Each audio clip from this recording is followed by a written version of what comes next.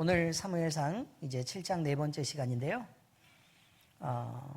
제목은 회복된 이스라엘과 사무엘의 사역입니다. 13절에서부터 17절까지요.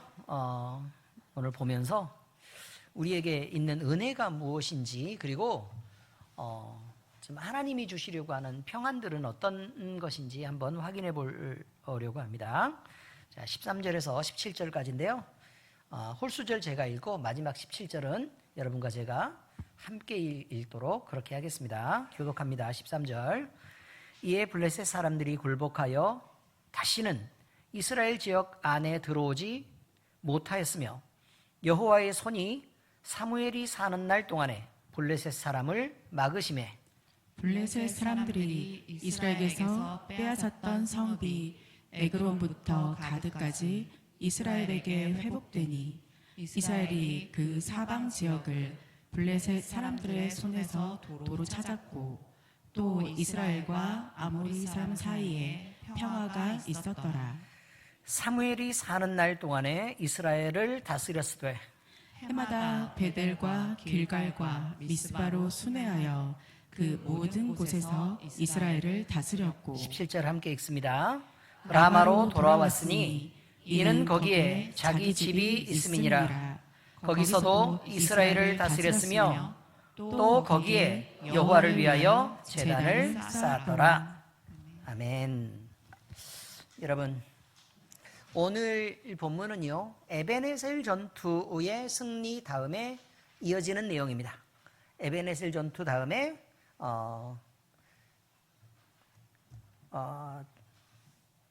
하나님이 이스라엘 백성들에게 어떻게 하셨는지, 그리고 어떤 은혜를 주셨는지, 그리고 누구를 붙잡아서 어떻게 이끌고 가시는지 말씀하시는 것입니다.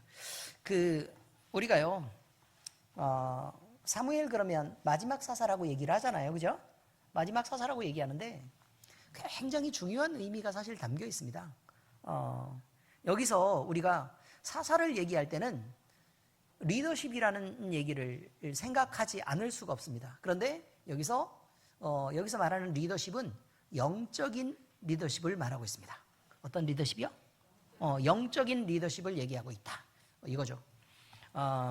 우리가 그 초등학교 때 또 중학교 때 이렇게 그 학생들을 이렇게 평가하는 항목들이 쭉 이렇게 있는데 그 중에 혹시 리더십 항목이 있는 줄은 아십니까?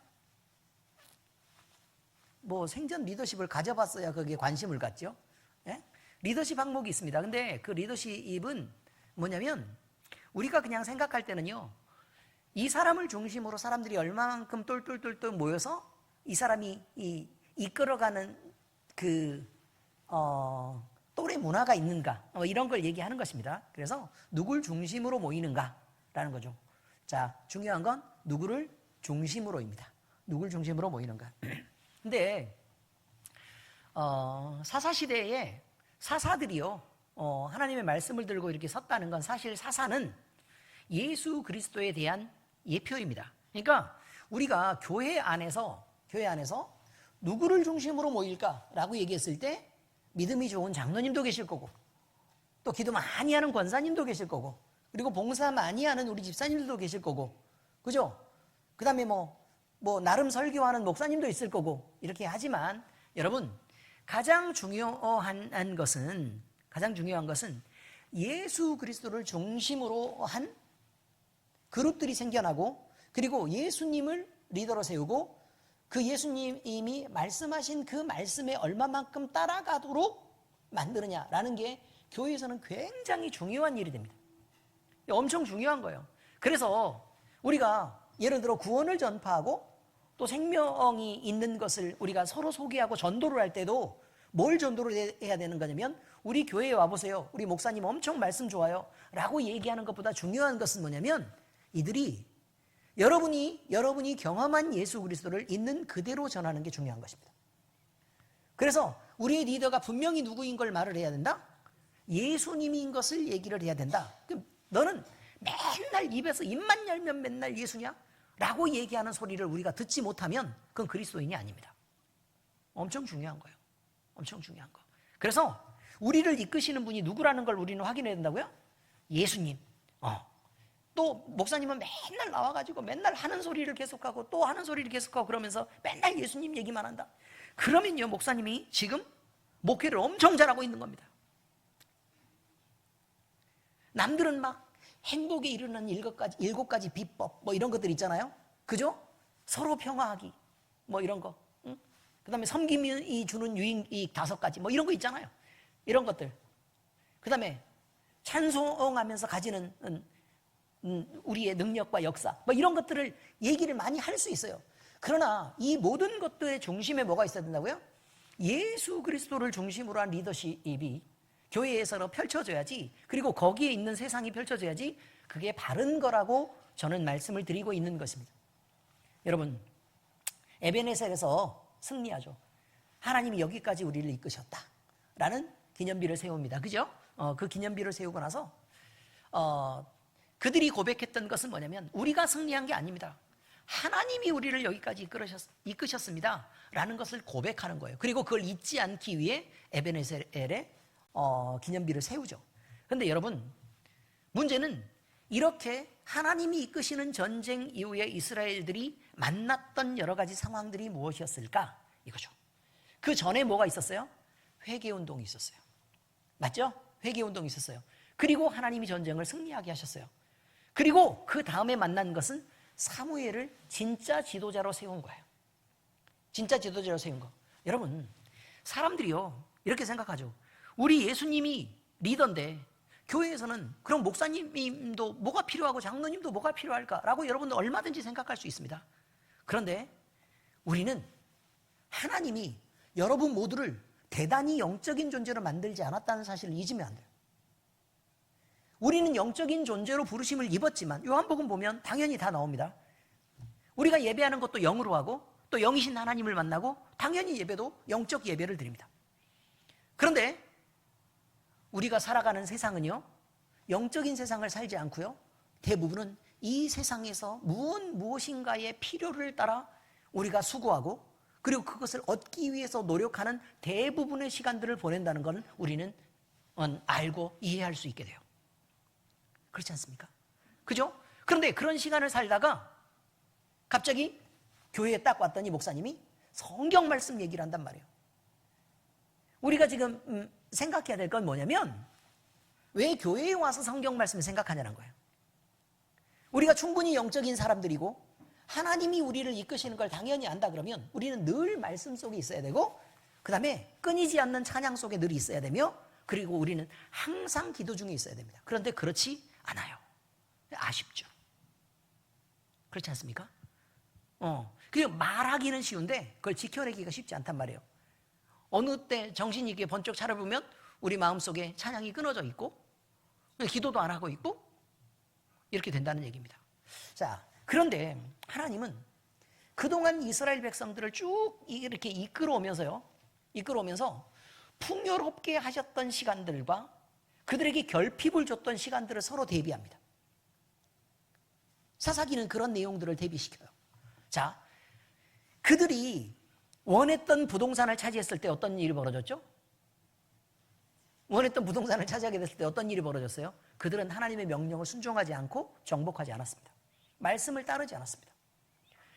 그들에게 풍요가 주어졌을 때 그들은 하나님께 집중하지 않았습니다. 그런데 광야를 살아갈 때 그들은 어떻게 했어요? 하나님 아니면 살 수 없었기 때문에 집중한 것입니다. 그래서 성경은 늘 그거 얘기를 하고 있죠. 여러분에게 주어진 풍요와 또 여러분에게 있는 결핍들 무엇이 하나님을 가까이 하게 만드는 수단이냐, 이런 것입니다. 무엇이 하나님을 가까이 하기 위한 수단이냐. 성경에서 말하는 많은 복들이 존재하죠. 그런데 그 많은 복들은 하나님을 가까이 하는 것이 복이다 라고 말합니다. 그런데 우리는 하나님 우리에게도 축복을 주십시오라고 말할 때 하나님을 가까이 하는 축복을 주십시오라는 것보다 우리에게 결핍이 해결되고 그 다음에 많은 풍요가 우리에게 물질적인 세상적인 풍요가 우리에게 오기를 위해서 이런 복들을 우리에게 허락해 주십시오라고 우리는 끊임없이 기도하고 있다는 사실을 잊으면 안 됩니다. 하나님이 우리를 이끌려고 하는 방향과 우리가 원하는 방향, 우리가 가려고 하는 방향, 그리고 우리가 지켜내고 싶은, 있는 힘을 다해서 지켜내고 싶은 그것들은 여러분, 하나님이 원하시는 방향이 아니라 세상이 원하는 방향이고, 그냥 우리 자신의 육신이 원하는 방향일 가능성이 대단히 많다는 걸 알아야 합니다. 그러면 여러분, 우리는 복에서 떠나게 되는 것입니다.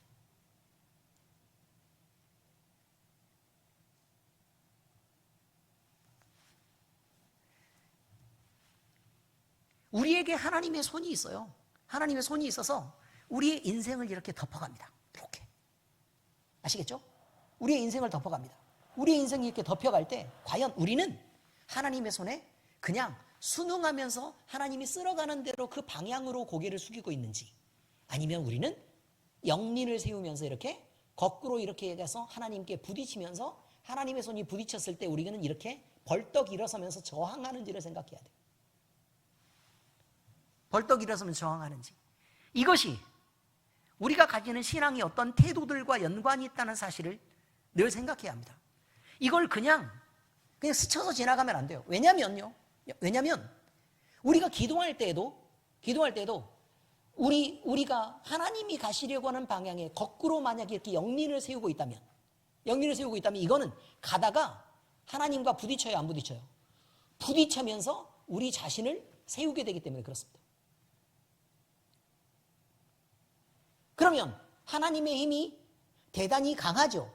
그러면 여기서 우리 자신을 이렇게 세울 때 하나도 상처 안 입고 일어나지 않고 대부분은 부러지거나 꺾이거나 휘거나 이러면서 결국 반대쪽으로 이렇게 꺾이게 된다는 사실을 우리는 잊지 말아야 된다고 지금 얘기를 하고 있는 것입니다.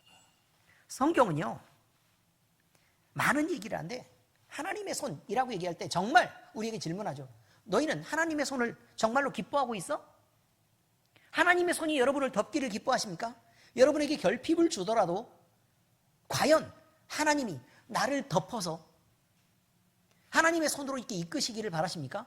그렇다면 우리 자신이 가지고 있는 고집이나 기준이나, 아니 우리가 원하는 니즈들을, 우리의 여러 가지 우리가 원하는 소망을 과연 하나님의 뜻에 어긋나지 않는 것인지를 다시 점검해야 된다는 얘기를 지금 말씀을 드리고 있는 것이에요. 우리는요, 굉장히 많은 하나님의 역사에 대한 경험이 있습니다. 그렇죠? 하나님의 역사에 대한 경험이 있습니다. 그런데 왜 자꾸 에베네셀에 돌을 세우겠어요? 이유가 뭐예요? 잊어버려서요? 아니요. 우리가 잊기를 원해서입니다. 우리의 기억력이 나빠서 실력이 없어서 잊어버리기 때문이 아니고 우리의 마음이 그것을 잊기를 원해서입니다. 그래서 변하지 않는 돌을 세우는 것입니다. 우리가 원하는 것은 잊기를 원하는 것입니다. 하나님이 내 자신에 개입했다는 사실, 우리 인생 속에 개입했다는 사실이 우리에게 영광되면 좋은데, 그 개입했다는 사실 때문에 내가 자유를 제한받고 내 마음대로 살 수 있는 이 세상을 못 살게 하고 자꾸 하나님 앞에 헌신하는 삶을 살아야 되는 그 일들이 내게 부딪히는 것입니다. 가만히 나를 내비뒀으면 나 전도 안 해도 괜찮은데 자꾸 하나님이 내 인생 속에서 개입하셔서 기적을 일으키시고 그 기적을 다시 떠올리라고 얘기하고, 그리고 그것을 나가서 전하라고 하니 다른 건 다 좋은데, 기적을 일으켜서 내가 회복되는 것까지는 좋은데 전하라는 그것이 너무 싫은 부분이라고.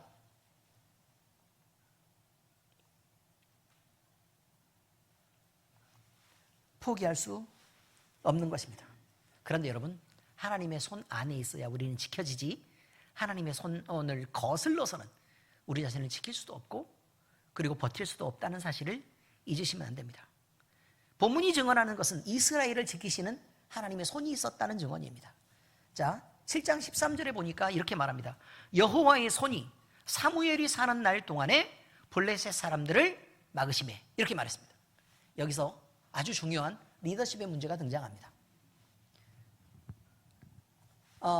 하나님의 손이 지켰습니다. 근데 하나님의 손이 강권적으로 스스로 지킬 수 없었을까요, 이스라엘을? 있었겠죠. 그런데 거기에 한 가지 단서가 붙습니다. 사무엘이 사는 날 동안에. 사무엘이 누군데요? 주님의 종으로 세우심을 입은 사역자입니다. 주님의 종으로 세우심을 입은 사역자입니다. 그가 사는 날 동안에 블레셋 사람들을 막아주셨다. 왜 회개했던 이스라엘 얘기를 안 하죠?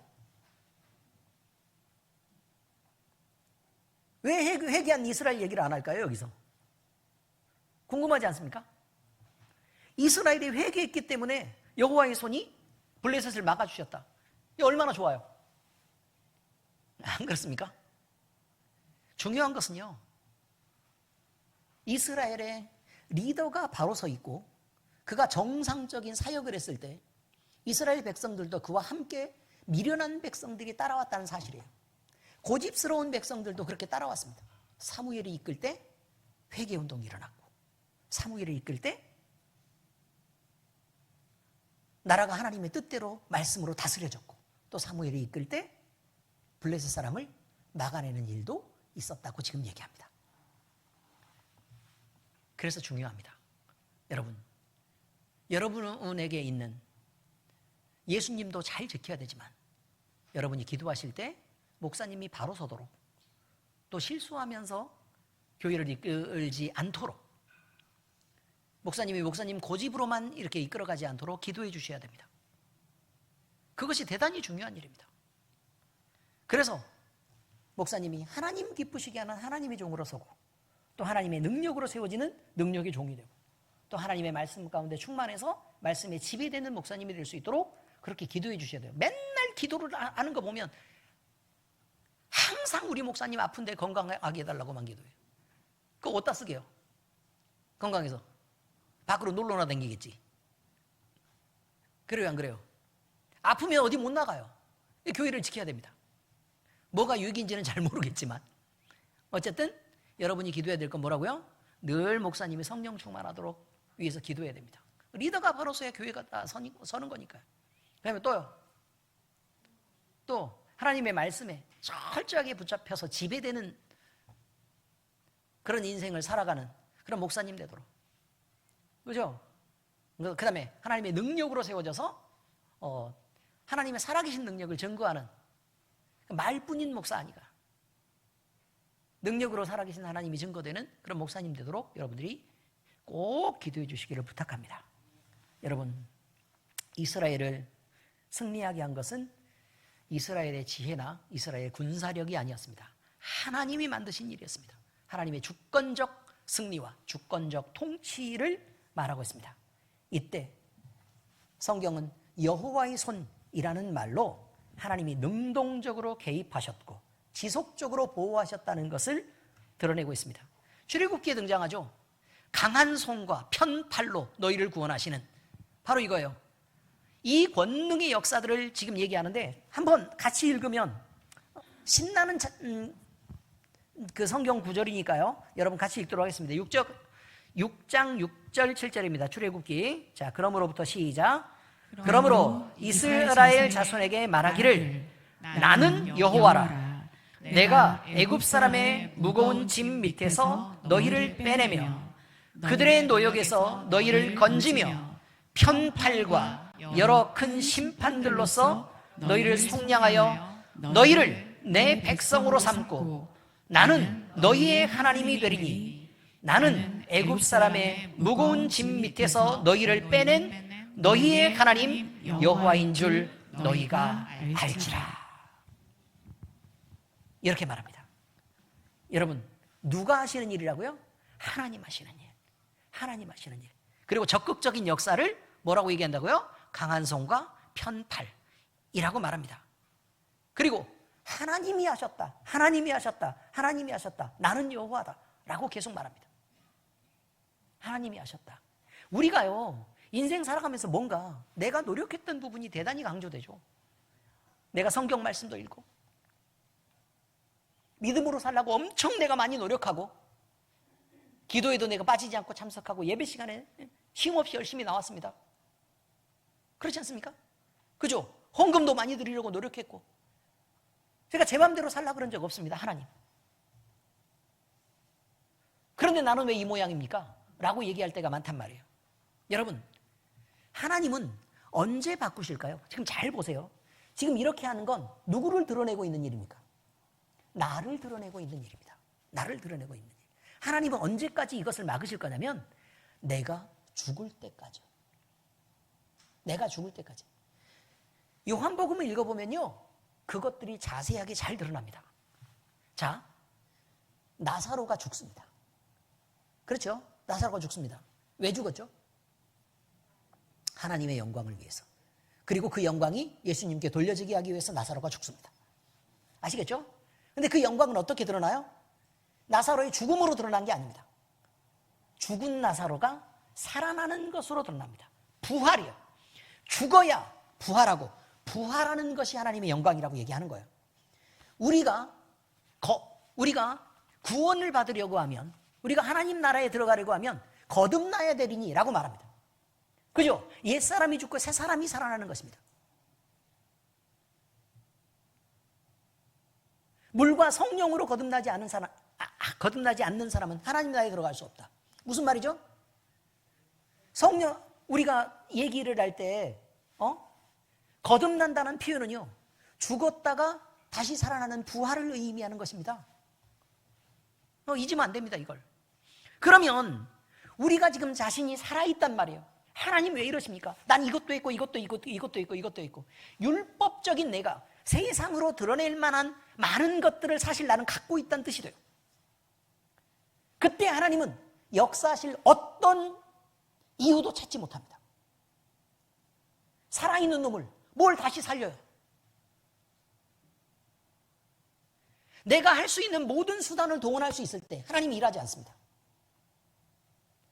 언제 하나님이 일하시느냐? 세상으로 내가 노력할 모든 것들을 다 끝내고 도저히 이 세상으로는 희망이 없을 때, 그때 하나님이 역사하시는 것입니다. 그때 하나님이. 그래서요, 여러분, 우리가 막 인생에서 막 어려움을 만나죠? 어려움을 만나죠? 그러면 아직 조금 덜 어렵게 막 버틸만 해요. 죽을 만큼 힘이 드는데 아직은 버틸 수 있어. 그럼 아직 때가 아닙니다. 언제가 되어야 되느냐? 내 모든 것을 하나님께만 맡겨야 소망이 있고, 하나님 외에는 내가 일어날 수 있는 그 어떤 조건도 갖고 있지 않았을 때 내가 온전히 죽어지고 내 안에 지금 일하시면 이건 하나님이 하신 것입니다 라고 우리 안에서 고백이 되고, 그리고 하나님 앞에 영광을 돌리고 그 영광이 예수 그리스도에게 돌려졌을 때, 그때 하나님은 일하시는 거라는 걸 잊으면 안 됩니다. 왜 애굽에 10가지 재앙을 내렸겠습니까? 이유를 생각해 보셨습니까? 왜 애굽에 10가지 재앙이죠? 하나 둘 망해가지고는요, 이스라엘이 스스로 뭔가가 될 수 있었다고 느낄지도 모를 때이기 때문에 그렇습니다. 애굽도요, 버틸 만큼 버틸 수 있을 때까지는 하나님은 그냥 내비두시는 것입니다. 완전한 절망, 완전한 포기, 그리고 완전한 죽음, 그 이후에 예수 그리스도의 말씀에 대한 명령, 그리고 그 말씀 때문에 살아나는 우리, 이런 것들이 성경의 기본적인 구조라는 것을 잊으면 안 됩니다. 자, 그리고 이것은요, 그냥 우리에게 그렇게 해주시겠다는 게 아닙니다.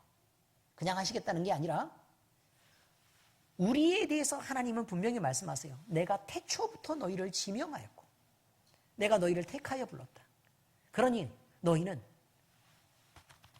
내 백성이 아니냐.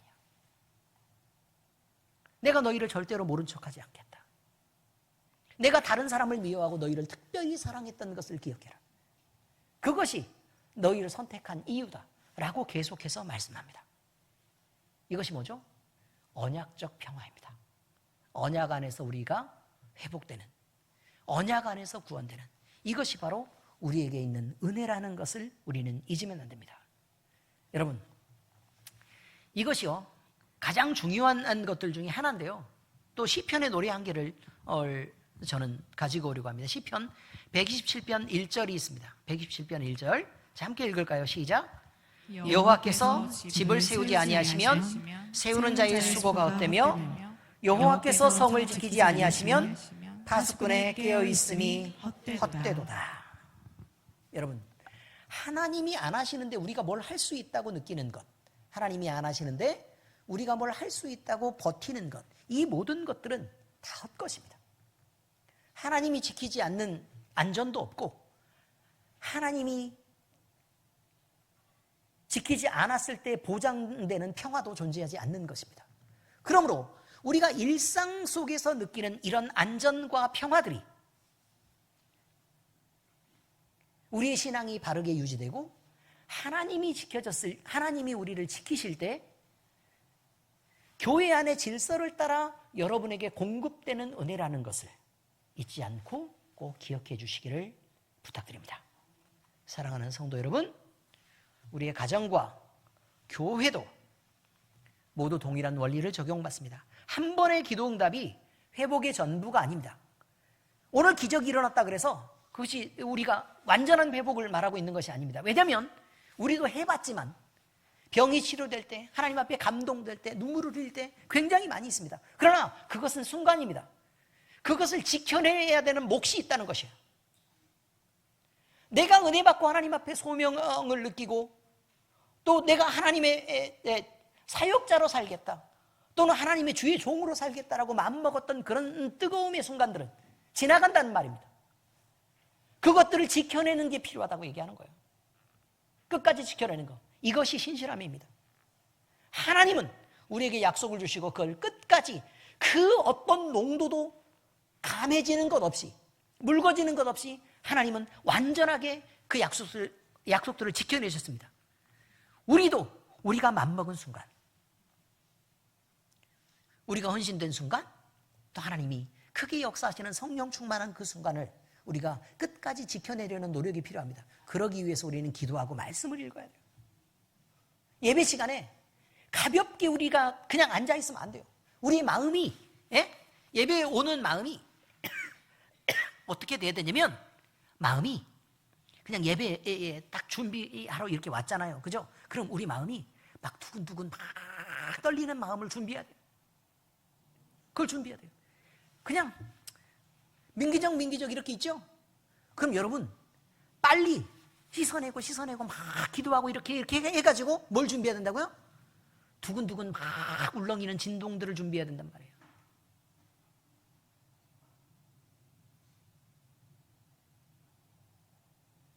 그래서 하나님을 만날 때, 주님을 만날 때, 주의 손을 잡을 때 조심스럽게 주의 손이 만져지고,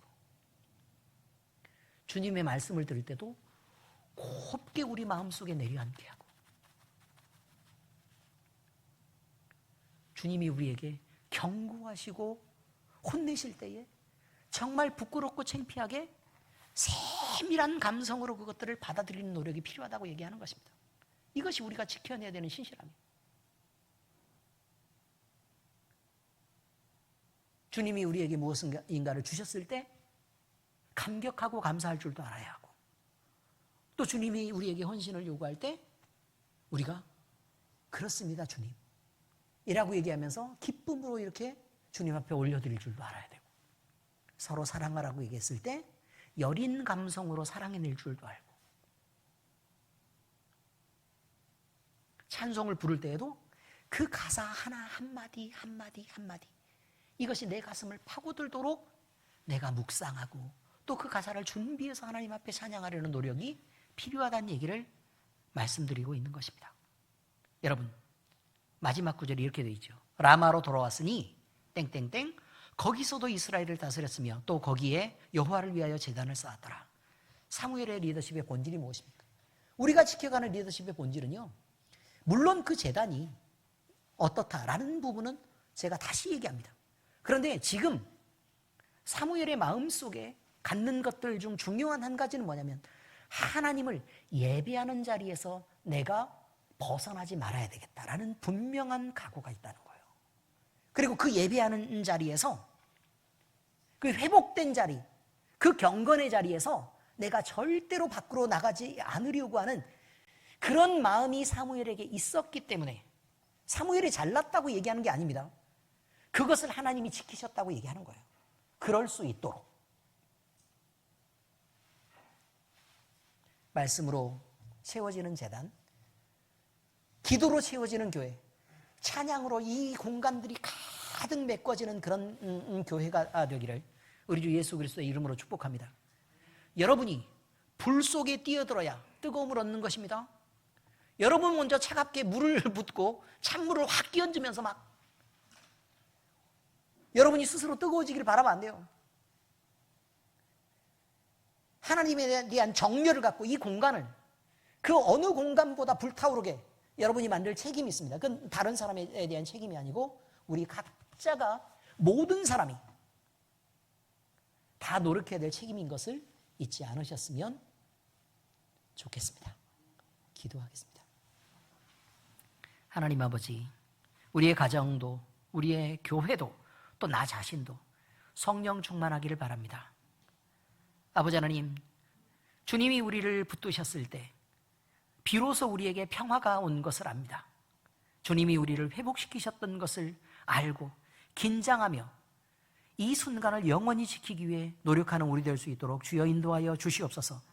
하나님의 말씀이 떨어질 때 우리가 감사함으로 또 순종함으로 그 말씀을 받아내게 하시고, 하나님이 우리에게 기도를 시키실 때에 우리 가슴 속에 뜨거운 마음으로 주님을 향한 기도를 드릴 수 있도록 주여 인도해 주시고, 우리가 예배할 때 여린 마음으로 주님 앞에 납작 엎드리는 마음으로 하나님을 예배하는 귀한 우리 될 수 있도록 주여 인도하여 주시옵소서. 아버지 하나님, 사무엘을 통해 이스라엘에게 그가 사는 날 동안 평화를 주신 것을 우리는 기억합니다.